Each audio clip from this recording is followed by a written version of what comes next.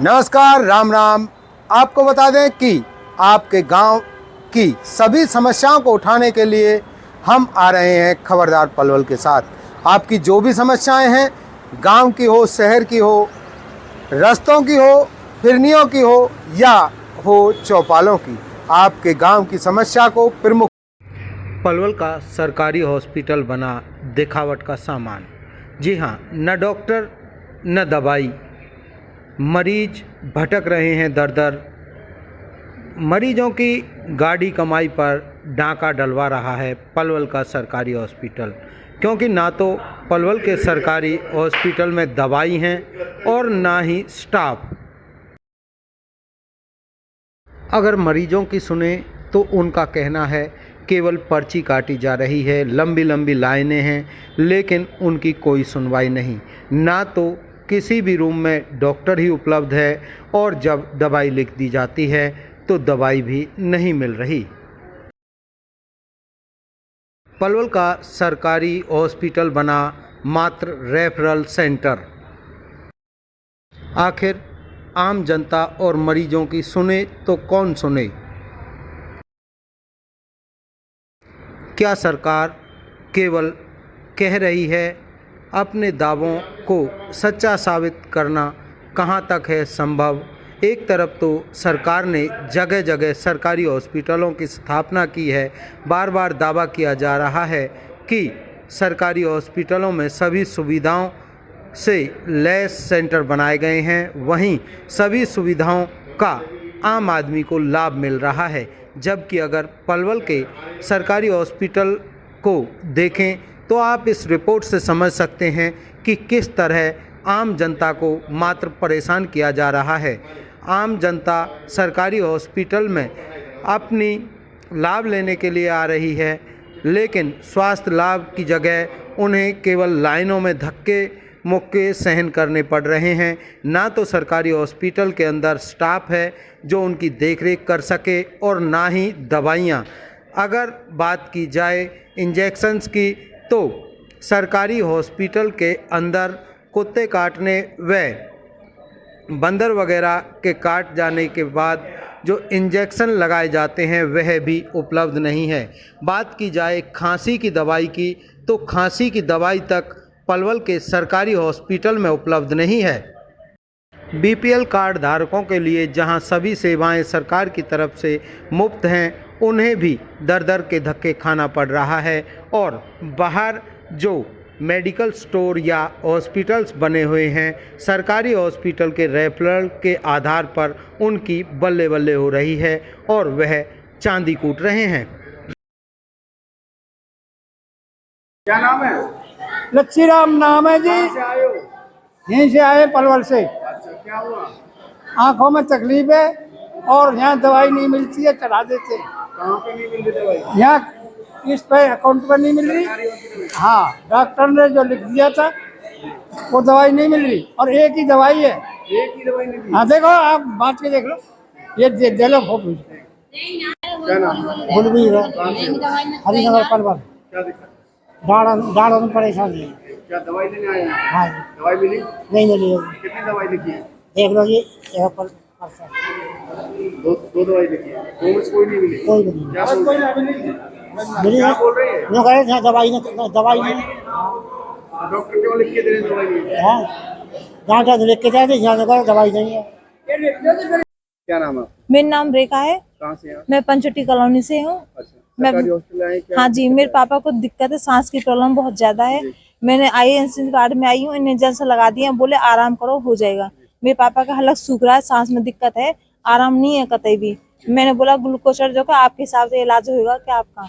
फिर मेरे पर्ची काट दी, दवाई लेने गई हूँ, दवाई सिर्फ एक गोली दी है, बाकी दवाई नहीं दी है।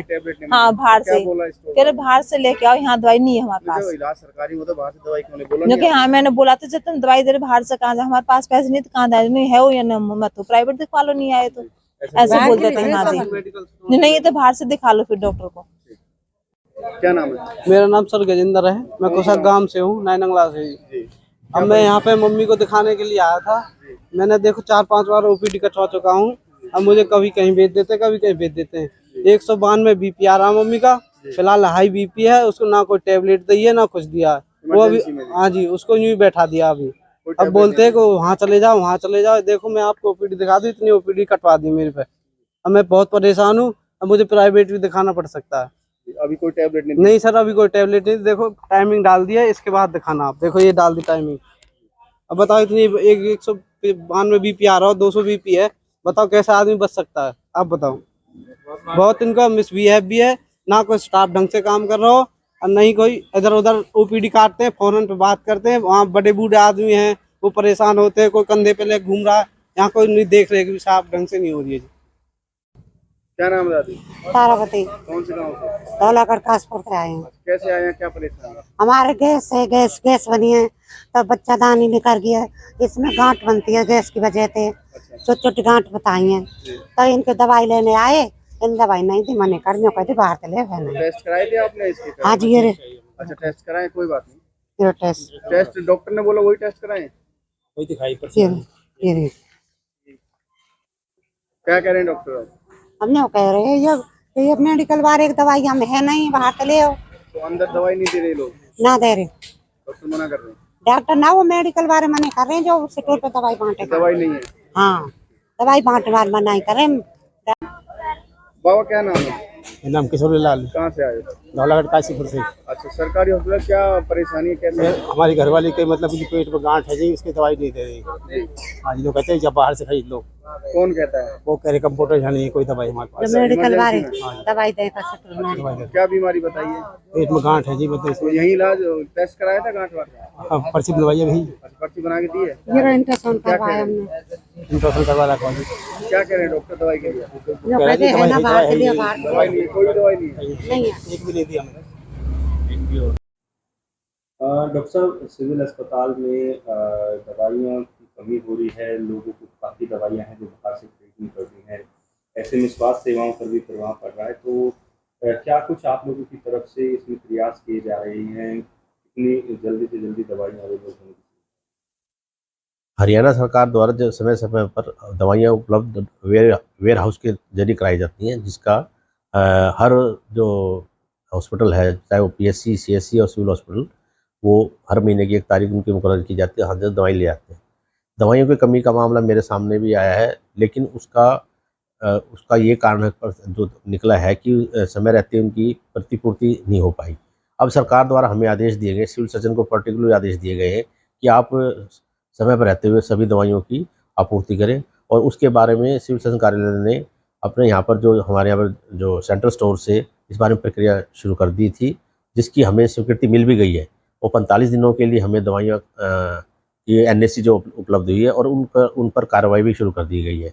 वो सारी दवाइयाँ हमें जैम पोर्टल से, टेंडर से, या जब इन दोनों पे ना हो, या आरसी से, या फिर इन तीनों पे ना हो, तो हमें लोकल मार्केट से परचेज करने की भी हमें पावर दी गई है। तो जहाँ तक सिविल हॉस्पिटल की बात है, वहाँ सिविल हॉस्पिटल में अगर दवाई की कोई कमी है तो उनको भी बार बार उनके बारे में बता दिया गया था, और दवाइयाँ वहाँ पर भी उनके लिए उनको भी एक आदेश जारी कर दिया गया है कि जो भी दवाई कम लगे उनका एक लोकल परचेज पे कर लें, या फिर उनकी टेंडर द्वारा उनकी आपूर्ति करें। इस बारे में जो दवाइयों की कमी है वो शीघ्र ही इस हफ्ते या 10 दिन के अंदर पूरी कर ली जाएगी। अगर आपने हमारे खबरदार पलवल को सब्सक्राइब नहीं किया है तो सब्सक्राइब करें और बेल आइकन को दबाएं, जिससे आप तक हमारी खबरें जल्द से जल्द पहुंच सकें। आपको बता दें